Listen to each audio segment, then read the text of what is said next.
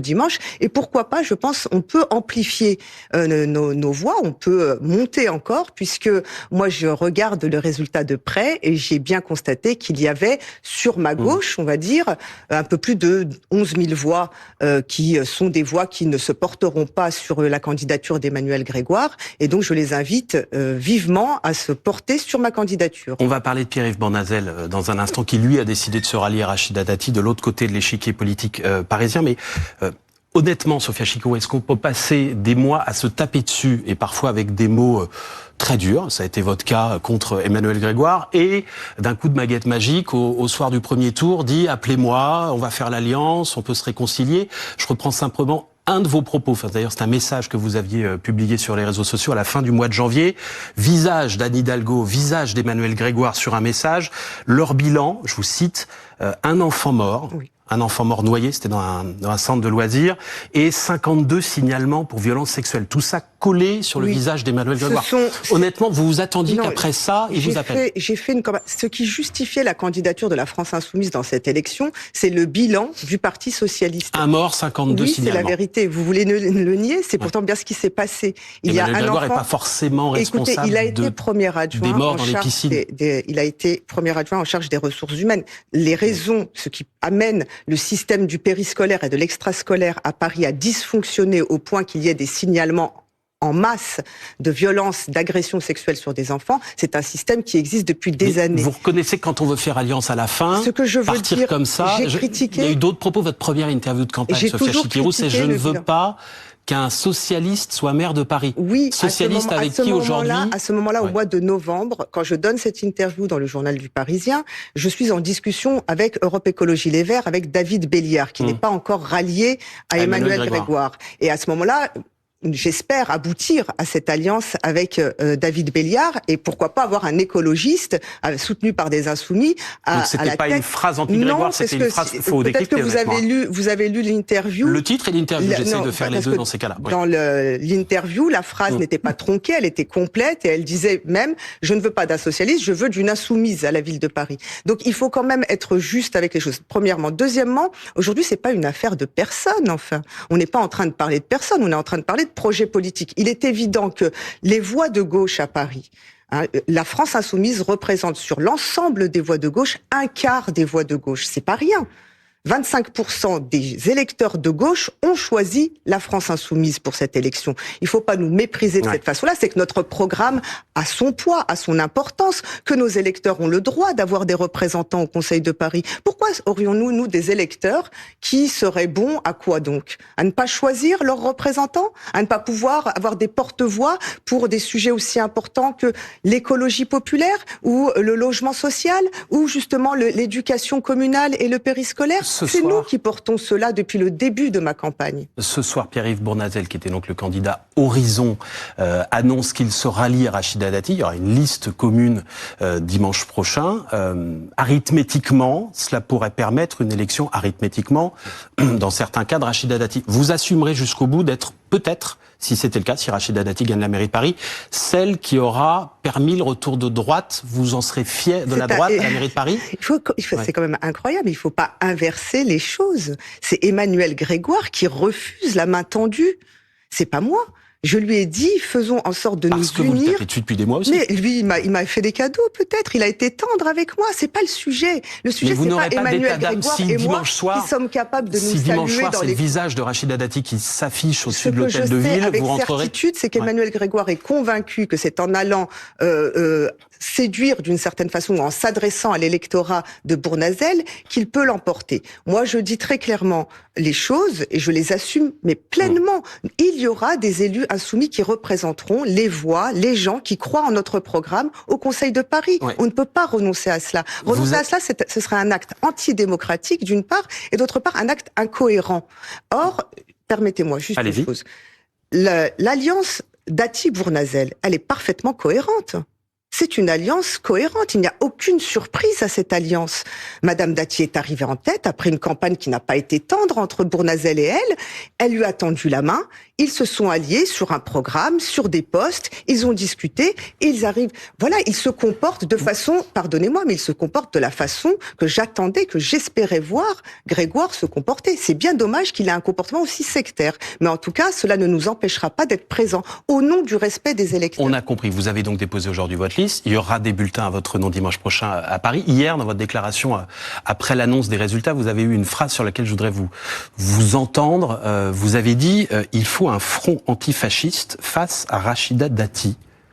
Ça veut dire quoi, un front antifasciste face à Rachida Dati? Est-ce qu'il faut comprendre qu'à vos yeux, Rachida Dati a quelque chose de fasciste? Non, je ne pense pas que Rachida Dati ait quelque chose de fasciste. Mais ils sont mais du coup, un front antifasciste. Pardonnez-moi, Rachida Dati appartient à un parti politique qui est LR, d'accord, dont le président est Bruno Retailleau. Moi, je reproche à LR aujourd'hui d'avoir un agenda politique d'extrême droite. Et je le dis d'ailleurs dans mon intervention hier, si vous voulez bien me rendre cela, je précise bien, c'est l'agenda politique de l'extrême droite de LR qui me pose problème. Mais pour lever toute ambiguïté, il n'y a rien à vos yeux chez Rachida Dati de fasciste. Je ne traiterai pas Rachida Dati de fasciste. Je dis que leur agenda politique à LR est le même, est un agenda politique d'extrême droite qui fait qu'aujourd'hui Sarah Knafo n'a aucun scrupule à dire on peut se retrouver parfaitement ensemble. Donc moi ce que je refuse de voir au Conseil de Paris, c'est cet agenda politique d'extrême droite s'appliquer ou avoir trop d'importance. Donc je souhaite vraiment que nous fassions un score élevé. Je souhaite que la gauche gagne Paris. Je ne dis pas le contraire, loin de là. Je ne souhaite pas la défaite de la gauche, mais on ne peut pas nous demander d'éliminer et de ne pas représenter près de 100 000 électeurs à Paris, 25% des électeurs de gauche qui ne sont pas d'accord avec Emmanuel Grégoire. Bon, on a compris donc ce qui va se passer à Paris. Alain Duhamel va vous interroger maintenant sur la situation nationale et la stratégie des Insoumis. Alain. Bon, pendant des mois et des mois, il y a eu entre d'un côté les Insoumis et de l'autre côté, pour l'essentiel, le Parti socialiste, plus que des polémiques. Il y a eu des exclusives. C'est-à-dire qu'on a entendu des partis dire « mais on ne peut pas travailler avec ces gens-là ». Aujourd'hui, c'est l'inverse. Vous tendez, quand je dis vous, c'est pas vous personnellement, c'est vous, votre parti. Vous tendez la main à d'autres candidats de gauche en leur proposant de former des listes communes et donc de diriger des villes ensemble. Alors je suis pas tout à fait né de la dernière pluie, donc je sais bien que selon les périodes, on peut s'invectiver et ensuite s'unir. Bien sûr, et que ça n'est pas propre à la gauche, ni à cette période-là. Mais il n'empêche que il y a eu pendant des mois une espèce de véhémence, et quelquefois presque incroyable, de part et d'autre, avec des accusations très graves lancées contre Jean-Luc Mélenchon, des invectives de Jean-Luc Mélenchon vis-à-vis de ceux qui l'invectivaient, etc. Et puis maintenant, on dirait des brebis prêtes à former un troupeau. C'est quand même... J'ai vu beaucoup de métamorphoses politiques dans ma vie et j'ai vu beaucoup de changements de tactique, mais c'est quand même, je dirais, peut-être un peu rustique. Écoutez, je ne suis pas d'accord avec vous parce que justement, quand on regarde le système politique français et le système électoral fait que nous avons des élections à 2 tours et non pas à un seul tour.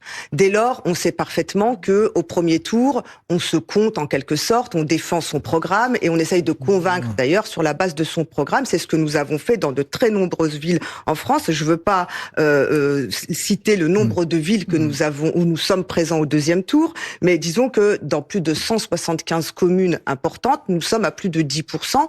Pour la France Insoumise, ces élections municipales avaient un enjeu, un objectif, qui était de s'implanter localement. Je crois que nous sommes en passe de transformer l'essai, en quelque sorte, d'une part, et d'autre part, nous avions pour objectif de défendre notre vision des choses. La cantine gratuite, par exemple, bio et gratuite, nous l'avons portée. Aujourd'hui, dans tous les accords que nous passons, y compris que ce soit avec le PS ou Europe Écologie Les Verts, partout, La cantine bio gratuite est inscrite dans les programmes. Nous nous battons pour faire avancer ces idées-là et pour les mettre en œuvre. Et c'est comme ça qu'on aborde chacune des élections municipales où on va. Maintenant, permettez-moi, Monsieur Duhamel, mais concernant les invectives et les disputes, j'assistais tout à l'heure, je regardais à l'écran ce qui se passait sur votre plateau.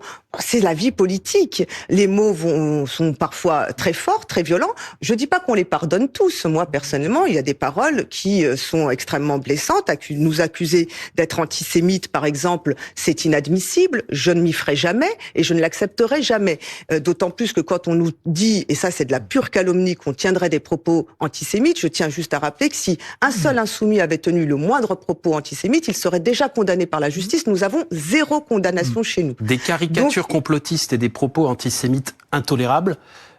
C'est le bureau national du Parti socialiste qui a dit ça après Jean-Luc Mélenchon sur Glucksmann, Epstein. Mais les disputes qu'il peut y avoir au sein du bureau national du Parti socialiste, malheureusement, nous en sommes victimes à la France insoumise. Ils ont beaucoup de mal à régler leurs problèmes. On le voit là aujourd'hui entre ceux qui sont prêts à perdre. Je me souviens d'Ariel Veil à Paris Centre qui disait « Je préfère perdre Paris plutôt que de m'allier à la France insoumise ». C'est quand même eux qui disent ça, c'est pas nous qui parlons de cette façon-là. Enfin, vous ne parlez pas Et notre stratégie est cohérente, pardonnez-moi. Vous ne parliez pas, et encore il y a quelques semaines, de